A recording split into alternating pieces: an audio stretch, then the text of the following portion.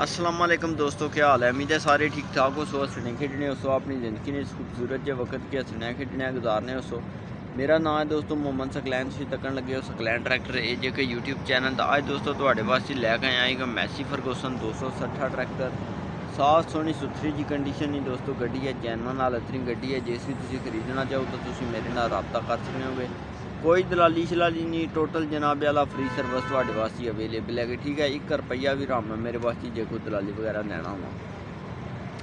मेरा तरीकाकार है तुहानूं देसो मालकां दा राबता नंबर डायरैक्ट गलबात करासां मालकां नाल, तुसीं जानी मालक जानी आपे च मुकना तुहां दोवां वल्लां। ठीक है, तो आज चलने गड्डी ने करने रिव्यू, बाकी गलबात तुहाडे नाल अग्गे चल के जिहड़ी है शेयर करने। ठीक है, तो जे अजे तक तुम वीडियो की लाइक नहीं किया वीडियो करो लाइक, चैनल की सबसक्राइब नहीं किया सबसक्राइब कर, घंटी वाला बटन नाल लगे आ उसकी प्रेस कर गाल तक करे क्योंकि आने वाली वीडियो थोड़े तक पहुँच सके। आज चलिए तो गड्डी ना रिव्यू करने।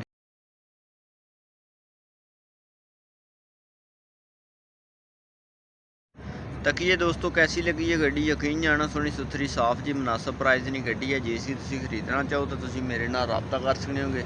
राबता का करने का तरीकाकार ये है, वीडियो की करो लाइक, वीडियो की लाइक कर गए, चैनल की करो सब्सक्राइब, चैनल की सब्सक्राइब कर गए, चैनल की नालू उसने ओपन करो, ओपन कर गए तो बायो में जाओ तो उत्थे लिंक में व्हाट्सअप नंबर मेरा मौजूद है। ठीक है, उस नंबर पर जाकर मेरे नाल राबता कर गलबात है जी ये कर सकते हो। ठीक है, तो मिलने हैं दोस्तों नैक्सट वीडियो जिसने थोड़ी ख्याल रखे, अपना दुआवां याद रखे, बंदा इन्ह चीज़ में मोहम्मद सकलैन आखने। मिलने हैं नैक्सट वीडियो, अल्लाह सुनने वाला।